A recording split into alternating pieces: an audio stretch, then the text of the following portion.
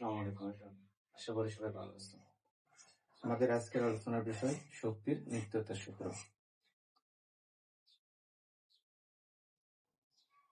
শক্তির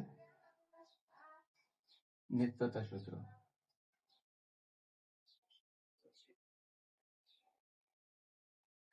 তোমরা যারা পলিটেকনিকে পড়ছো অনেকে বিভিন্ন সময় প্রমাণে আসে এরকম যে প্রমাণ করে যে শক্তির নিত্যতার সূত্র অথবা পরন্ত বস্তুর ক্ষেত্রে শক্তির নিত্যতার সূত্র প্রমাণ করতে বলে। আর এখন আমরা যেটা করব এটা হচ্ছে আমাদের যে অ্যাডমিশনে যারা ডেট অ্যাডমিশনে আসবে এক্ষেত্রে ম্যাথের ক্ষেত্রে যে সূত্রগুলো লাগবে এই জন্য আমরা প্রমাণ করব, অথবা তোমরা চাইলে প্রমাণটা তুলে রাখতে পারো। দেখো, শক্তির নিত্যতার সূত্র বলতে বোঝায় যে শক্তির কোনো সৃষ্টি বা ধ্বংস নাই, শক্তি শুধু রূপের পরিবর্তন হয়। শক্তির নিত্যতার সূত্র কি বলে? শক্তির সৃষ্টি বা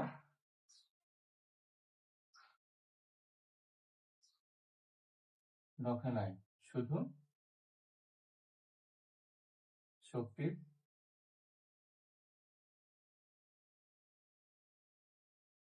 রূপের পরিবর্তন হয়। তাহলে শক্তির নিত্যতার সূত্র কি বলছে? যে শক্তির কোনো সৃষ্টি বা ধ্বংস নাই, শুধু শক্তির রূপের পরিবর্তন হবে।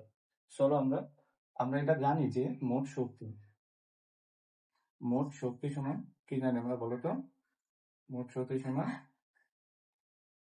স্থিতিশক্তি যোগ গতিশক্তি।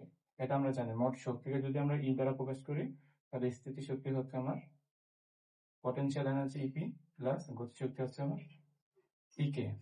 তাহলে এটাকে আমরা লিখতে পারি mgh প্লাস গতিশক্তিকে হাফ এম ভি স্কয়ার। এটা আমরা জানি মোট শক্তি সমান। এখন পরন্ত বস্তুর ক্ষেত্রে কি হবে দেখি। যদি আমার একটা বস্তু যদি পরন্ত অবস্থায় থাকে, এটা ধরলাম একটা বিন্দু বি, এটা ধরলাম সি, এটা ভূমি, তাহলে মোট উচ্চতা যদি আমার এইচ হয় আর বি বিন্দুর উচ্চতা যদি ভূমি থেকে আমার এক্স হয়, তাহলে এটুকুর উচ্চতা কত হবে? এটার ভিতর 3 এটুকু বাদ দিলে আমরা এটা পাবো এইচ মাইনাস এক্স। তাহলে এখান থেকে আছে আমার এটা এ একটা বিন্দু, এই বিন্দু থেকে যে বি বিন্দুতে একটা বস্তু পড়ছে, এখানে একটা বেগে এসে পড়বে, সেটা কি বললাম v1 আর ভূমিতে v2। এই হচ্ছে আমার একটা পরন্ত বস্তুর ক্ষেত্রে। তাহলে এখন চলো আমরা দেখি এই বিন্দুর ক্ষেত্রে।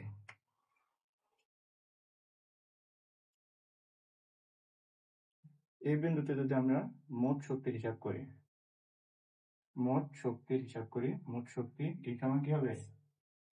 mgh plus half M V square. তাহলে দেখো এই বিন্দুর কাছে দেখো, এখানে আমার পরন্ত বস্তুর ক্ষেত্রে আদিবেগ কি এই সমান 0 হবে। এখানে যদি আদিবেগ 0 হয় তার মানে এখানে বেগ কি 0। তাহলে এখানে আমার কি থাকছে? mgh।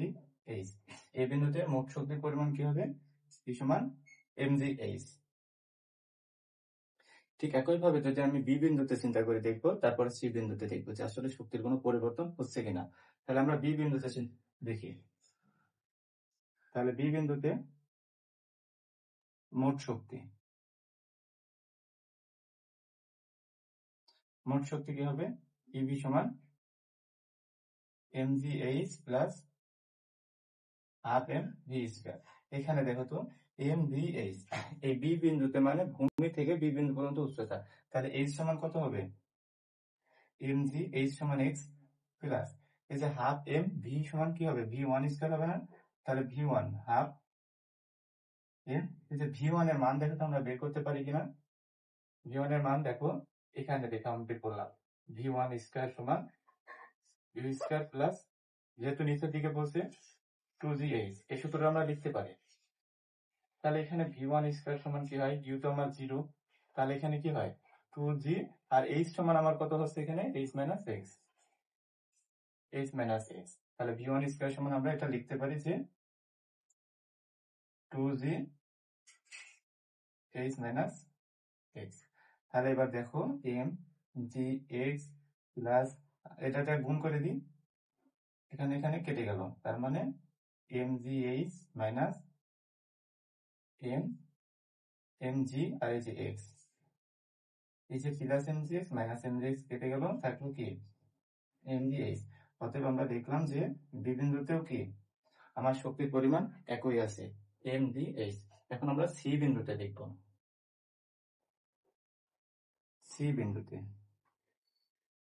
বিন্দুতে মোট শক্তি, সি বিন্দুতে মোট শক্তি কি হবে, ইসি সমান mgh প্লাস বি স্কয়ার। এখন দেখো এখানে mgh সি বিন্দুতে এইচ কি আছে, দেখো তো সি বিন্দুতে ভূমি থেকে কোনো উচ্চতা আছে, তার জন্য আমার কি এটা 0 হয়ে যাবে, তাহলে থাকে কি হাফ এম ভি স্কয়ার। এখন ভি স্কয়ার সমান এটা ভি2 স্কয়ার, যেহেতু সি বিন্দুতে বেগ ভি2, তাহলে এখন আমরা ভি2 দেখি টোটাল থেকে। ভি2 স্কয়ার সমান আমরা জানি এ স্কয়ার প্লাস 2v8। তাহলে দেখো ভি2 স্কয়ার সমান এই যে ইউটা কি আমার 0, তার মানে 2g8। এখন দেখো বসাই দি মান, হাফ এম গুণ ভি স্কয়ার সমান কি 2g8, এই যে হাফ আর 2 কেটে গেল, তাহলে থাকলো mgh। এখানে আমরা পেলাম যে ইসি ই বিন্দুতে শক্তির পরিমাণ, সি বিন্দুতে আমার শক্তির পরিমাণ কি mgh। অতএব আমরা দেখলাম যে ই এ সমান ই বি সমান ইসি সমান mgh, অর্থাৎ শক্তির সৃষ্টি বা ধ্বংস হয় নাই, শক্তির শুধু কি রূপের পরিবর্তন হয়েছে।